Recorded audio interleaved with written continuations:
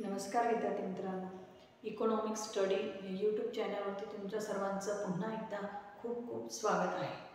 मागच्या लेक्चर्समध्ये आपण राष्ट्रीय उत्पन्नाच्या संकल्पना पाहिलेली होती किंवा राष्ट्रीय उत्पन्न कशाला म्हणायचं ही व्याख्या आपण पाहिलेली होती, बरोबर. त्याचबरोबर राष्ट्रीय उत्पन्नाच्या वेगवेगळ्या मापनाच्या पद्धतीसुद्धा आपण मागच्या लेक्चर्समध्ये घेतलेल्या आहेत. जर कोणाला त्या अडचणी किंवा जे हे समजलं नसेल, तो लेक्चर समजला नसेल, तर तुम्ही मला कमेंटच्या माध्यमातून नक्कीच सांगा. मी आपण पुन्हा अजून रिपीट त्याच्यामध्ये काहीतरी बदल करण्याचा प्रयत्न करू. आलं लक्षात.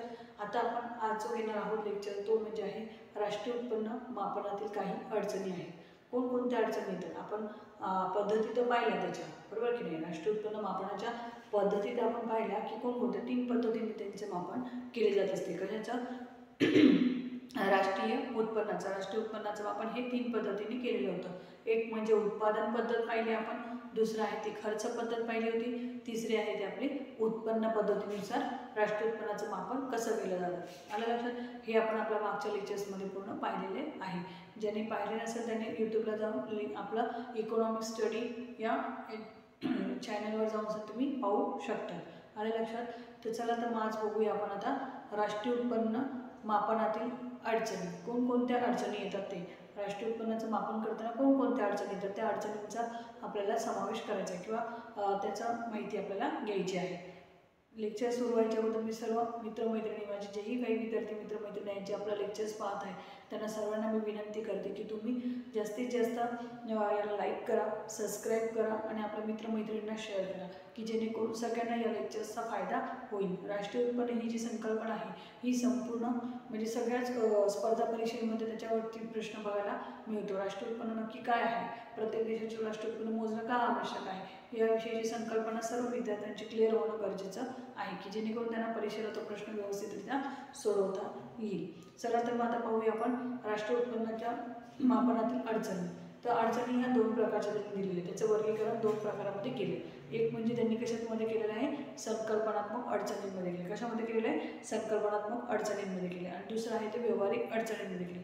तर आता संकल्पनात्मक अडचणी कशाला म्हणायचं, कोणत्या आहेत त्या संकल्पनात्मक अडचणी. तर पहिला आहे तर सेवांचा समावेश.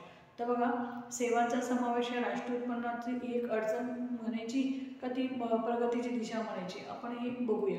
तर बघा, कोणत्या सेवांचा समावेश हा राष्ट्रीय उत्पन्नामध्ये केला गेला पाहिजे, कोणत्या सेवांचा समावेश हा राष्ट्रीय उत्पन्नामध्ये केला पाहिजे आणि कोणत्या सेवांचा समावेश हा राष्ट्रीय उत्पन्नात करायचा नाही, ही एक मोठी अडचण निर्माण झालेली आहे. तर पहा आता सेवा कोणत्या असतात, तर शिक्षक जो असतो तो शिकवतो, बरोबर का नाही. आता मी टीचिंगचं काम करते किंवा मी एक शिक्षक आहे, मी जर शिकवण्याचं काम करते तर मला त्याच्याबद्दल मला त्या संस्थेला काय देतील, मोबदला देतील, बरोबर ना. तो मोबदला मला मिळतो आहे. आलं लक्षात. त्याच्याबद्दल मला काय पैसे पे होत आहे, शासनाकडून मला त्याचे पैसे पे होत आहे. परंतु जर समजा मी जर माझ्या घरी माझ्या मुलांना मी शिकवते आहे किंवा मग माझ्या मुलांना शिकवते, त्याचबरोबर मी घरी ट्युशन घेते आहे, त्या ट्युशन घेतलेल्या मुलांना मी काय करते, त्यांच्याकडून मी फी घेते आहे, बरोबर की नाही. त्यांच्याकडून मला फी मिळत आहे किंवा मी माझ्या घरामध्ये माझ्या मुलांना शिकवते, माझ्या मुलांकडून तर मला फी भेटत नाही, पण मग मी ती एक करते, ती एक सेवाच झाली. मग त्याच्याबद्दल तर मला मोबदला मिळत नाही, मग त्याचा संबंध कशात घ्यावा, त्याचा राष्ट्रीय उत्पन्नात समावेश करावा का. किंवा त्याचबरोबर समजा एक जी गृहिणी आहे ती काय करते, घरी स्वयंपाक वगैरे करते, बरोबर ना. आता कुकिंग क्लास लावून कोणी कुकिंगचं काम करतो किंवा बाहेर स्वयंपाक वगैरे बनवायला जातो, कुठे हॉटेलमध्ये वगैरे कोण स्वयंपाक करायला जात असं कुकिंगचं काम करायचं, तर तिथे जाऊन ते स्वयंपाक बनवतात, त्याच्याबद्दल त्यांना काय मिळत असतो, मोबदला हा मिळत असतो, बरोबर. परंतु तो तसाच स्वयंपाक ते घरी पण बनवतात, बरोबर ना. गृहिणी घरी पण बनवते, मग त्या स्वयंपाकाचा तिला मोबदला मात्र मिळत नाही. मग त्या सेवेचा कशात समावेश करायचा, या सेवेचा समावेश राष्ट्रीय उत्पन्नात करायचा का नाही करायचा, हा एक प्रश्न निर्माण झालेला आहे. आलं लक्षात तुम्हाला. म्हणजेच काय, कोणत्या सेवांचा समावेश हा राष्ट्रीय उत्पन्नात करायचा आणि कोणत्या सेवांचा समावेश करायचा नाही, ही एक मोठी अडचण निर्माण झालेली आपल्याला दिसून येते. त्याचबरोबर आपल्याला एक सांगता येईल की अवैध मार्गाने मिळालेला पैसा. आता अवैध मार्गाने मिळालेला जो पैसा आहे त्याचा समावेश आपल्याला राष्ट्रीय उत्पन्नात करता येईल का.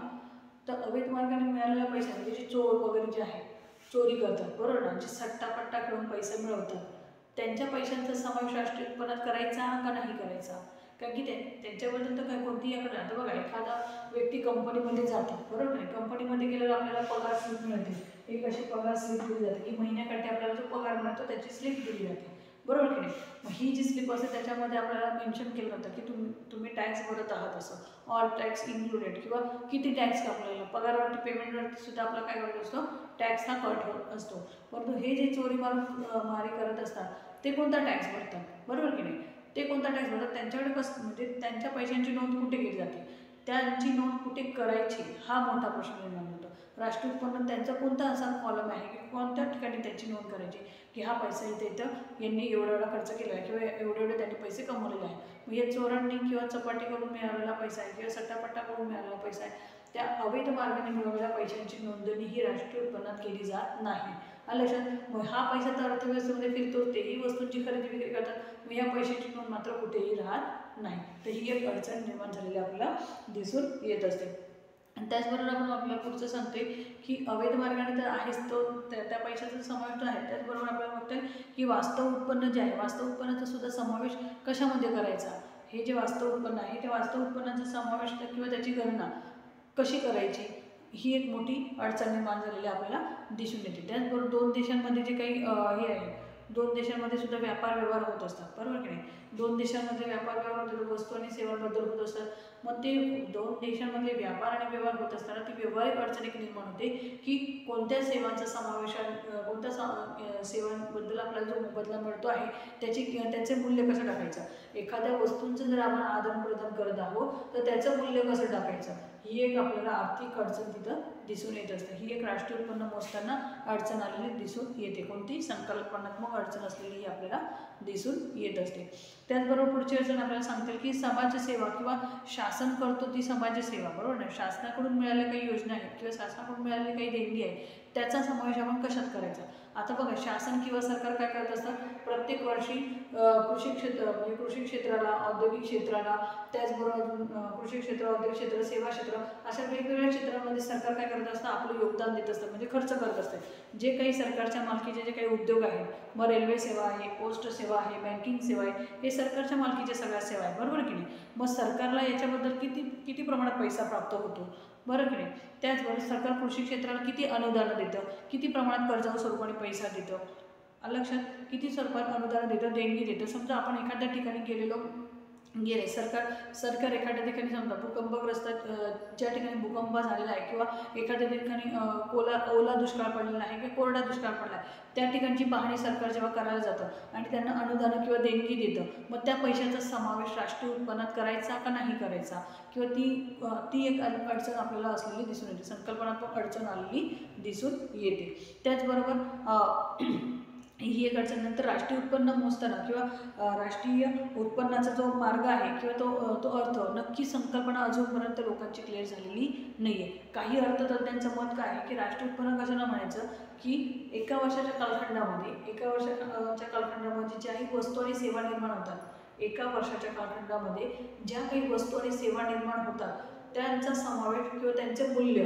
बरोबर नाही, त्याचे मूल्य आपण काय करत असतो, विचारामध्ये घेत असतो, बरोबर की नाही. पण काही वस्तू अशा आहेत की त्यांचं दुहेरी मापन होत असतं, दोनदा मोजलं जात असतं. मग त्याचं काय, त्याचा उद्देश त्याचं मूल्य कसं घ्यायचं. आणि भरपूर वेळा लोक काय करतात की उत्पन्नानुसार जर विचार केला तर लोक काय करतात, स्वतःचं उत्पन्न योग्यरित्या सांगत नाही. कोणीही काय करत असतात, कर चुकवायचा आहे म्हणून काय करतात, योग्य असं आपलं उत्पन्न सांगत नाही. म्हणून उत्पन्नाच्या मार्गातून सरकारला नक्की किती पैसा मिळतोय हे आपल्याला सांगता येत नाही, त्याचा योग्य आकडा मिळत नाही. भरपूर वेळा लोकांना एकापेक्षा अनेक मार्गावरून पैसा मिळत असतो, परंतु त्याचं मेन्शन ते करत नाही. ही एक अडचण असलेली आपल्याला दिसून येते. या सगळ्या झाल्या तुमच्या सगळ्या संकल्पनात्मक अडचणी. कशा झाल्या, संपूर्ण या संकल्पनात्मक अडचणी आलेल्या आपल्याला दिसून येतात. मग आता आपल्याला काय बघायचं, आता व्यावहारिक अडचणी. तर व्यावहारिक अडचणी कोणत्या सांगितल्या जातील, राष्ट्रीय उत्पन्नामध्ये त्याचा समावेश कसा केला जातो किंवा ह्या अडचणींना राष्ट्रीय उत्पन्नामध्ये त्याची नोंद कशी केलेली आहे. तर बघा, व्यावहारिक अडचणींमध्ये कसं सांगणार आपण, तर त्याच्यामध्ये आहे दुहेरी मापनाची अडचण सांगणार. कशाची, दुहेरी मापनाची अडचण. आता काही वस्तू अशा आहेत की त्याचं दुहेरी किंवा तिहेरी मापन केलं जातं. म्हणजे दोनदा तीनदा जर वस्तू मोजल्या गेल्या तर योग्य आकडेवारी मिळेल का, आपल्याला मिळणार नाही. तर ज्या वस्तूंचा, आता उदाहरणार्थ घेऊ आपण, शेतीमधून आता बघा कापसाचं उत्पादन होतं, बरोबर की नाही. शेतीमधून कापसाचं उत्पादन होतं, तर ती प्राथमिक क्षेत्रातली वस्तू आली. कापूस हा प्राथमिक क्षेत्रामध्ये येईल किंवा धागा हा प्राथमिक क्षेत्रात येईल. परंतु म्हणतात ना, कापसापासून धागा, धाग्यापासून कपड्याची निर्मिती झाली, बरोबर की नाही. मग हा कपडा उद्योग जो आहे हा द्वितीय क्षेत्रामध्ये आला. मग हा द्वितीय क्षेत्रामध्ये आला तर मग त्याचं तिथेही मापन केलं जातं, बरोबर. मग कपड्याचा पुन्हा रेडीमेड कपड्यामध्ये त्याचं येतं, मग तिहेरी चौथ्यांदा त्याचं मापन होतं. मग हे दोनदा तीनदा जेव्हा मापन होतं तेव्हा नक्की तो आकडा लिहायचा कुठे, नक्की तो आकडा लिहायचा कुठे, की राष्ट्रीय उत्पन्नामध्ये त्याचा समावेश करायचा कुठे, की सरकारला कापसाच्या माध्यमातून पण पैसा मिळाला, धाग्याच्या माध्यमातून पैसा मिळाला, का रेडीमेड कपड्याच्या माध्यमातून, का रेडीमेड कपड्याच्या माध्यमातून सरकारला राष्ट्रीय उत्पन्न प्राप्त झालं, त्याचं मूल्य प्राप्त झालं. आपण सांगतो काय, राष्ट्रीय उत्पन्नाची व्याख्या करताना आपण केली काय, की राष्ट्रीय उत्पन्न कशाला म्हणायचं, की एका आर्थिक वर्षामध्ये ज्या वस्तू आणि सेवा उत्पन्न होतात, अंतिम वस्तू आणि सेवाच्या निर्मित होतात, मग ते निर्मिती झाल्यानंतर त्या बाजारभावाने त्यांना येणारं मूल्य आहे ते आपण लक्षात घेतो, बरोबर की नाही.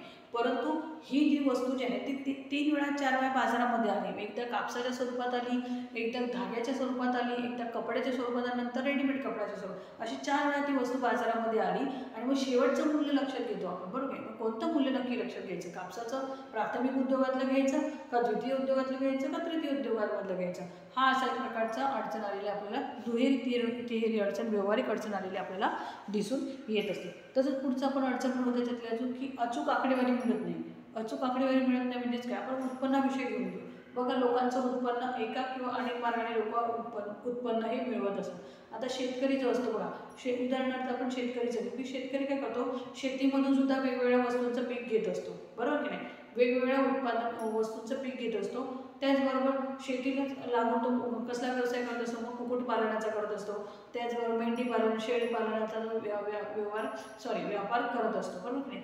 मग तो दाखवताना मात्र सरकारला दाखवताना कसं वाटतं, तुम्ही फक्त शेतीमधून मिळालेल्या उत्पन्नाचा त्याच्यामध्ये समावेश केला जातो, बरोबर की नाही. की बाकीच्या हे का केलं जातं, का तर कर चुकवता यावा यासाठी. सगळ्याच माध्यमातले आपण जर हे दाखवलं की मला या माध्यमातून उत्पन्न मिळतं आहे, तर मग काय करतं, सरकारला कर जास्त भरावा लागला असं ती लोकांची दृष्टी असते. म्हणून लोक काय करतात, किंवा शेतकरी काय करतो, कर चुकवतो. शेतकरीच नाही तर प्रत्येक व्यापारी असो, कोणतेही हे असो, सर्वसामान्य माणूस असो, तो काय करतो, एकापेक्षा अनेक कामांमध्ये जर तो काम करत असेल तरी तो एकच कोणतं तरी उत्पन्न दाखवतो. आलं लक्षात. बाकीच्या उत्पन्नाचा काही करामध्ये समावेश करत नाही. म्हणजेच काही योग्य आकडेवारी आपल्याला मिळत नाही, अचूक अशी आकडेवारी आपल्याला मिळत नाही. राष्ट्रीय उत्पन्नाची अचूक आकडेवारी मिळण्याला प्रॉब्लेम हा होत असतो. त्याच्यानंतर व्यवसायानुसार कशी विभागणी करावी, कोणकोणत्या व्यवसायांची विभागणी करावी, कोणते व्यवसाय नक्की याच्यामध्ये घ्यायचे, राष्ट्रीय उत्पन्नामध्ये त्याचा समावेश करायचा, याची एक अडचण असलेली आपल्याला दिसून येते. त्याचबरोबर लोकांचा प्रतिसाद कसा आहे, लोकांचा प्रतिसादसुद्धा लोक काही म्हणजे कर भरायचा राहिला तर लोक त्याला चुकवण्याच्याच मागे असतात. शक्यतो का तर आपला पैसा, लोकांकडचा पैसा सरकारला द्यावा लागतो म्हणून लोक काय करतात, कर चुकवेगिरीकडे वळत असतात. आलं लक्षात तुम्हाला. म्हणजे अशा अनेक अडचणी आहेत की त्यामुळे आपल्याला राष्ट्रीय उत्पन्नाचा खरा आकडा मिळत नाही. नक्की मात्र राष्ट्रीय उत्पन्न मोजायचं कसं, ही एक अडचण निर्माण झालेली आपल्याला दिसून येते. आलं लक्षात तुम्हाला. परीक्षेच्या दृष्टीने हा महत्त्वाचा प्रश्न आहे. परीक्षेला विचारला जातो की संकल्पनात्मक अडचणी कोणत्या आहेत, राष्ट्रीय उत्पन्न मापनाच्या संकल्पनात्मक अडचणी कोणत्या आहेत, किंवा व्यावहारिक अडचणी कोणत्या, याच्यावरती प्रश्न विचारला जातो. आलं लक्षात. प्रश्न समजला असेल किंवा लेक्चर समजलं असेल तर नक्कीच त्याला लाईक करा, सबस्क्राईब करा. जर काही समजायला अडचण निर्माण झाली असेल, एकदम प्रश्न सोपा आहे, काही एकदम साधारी सरळ, की राष्ट्रीय उत्पन्न नक्की मोजायचं कसं, या विषयीची आपण संपूर्ण संकल्पनात्मक आणि व्यावहारिक अडचणी आपल्या या आजच्या लेक्चरच्या माध्यमातून पाहिलेल्या आहेत. लेक्चर आवडलं असेल लाईक करा, सबस्क्राईब करा आणि आपल्या सर्व मित्रमैत्रिणींना शेअर करा. पुढच्या लेक्चर्समध्ये आपण संपूर्ण काय बघून घेऊ, की राष्ट्रीय उत्पन्नाचं महत्त्व का प्राप्त झालं, राष्ट्रीय उत्पन्नाला महत्त्व का प्राप्त झालेलं आहे, त्या महत्त्वाविषयी आपण लेक्चर घेणार आहोत. आलं. आज आपल्याला इथंच आपलं लेक्चर थांबवत आहे. त्यासाठी थँक्यू, बाय. भेटूया पुढच्या लेक्चरला.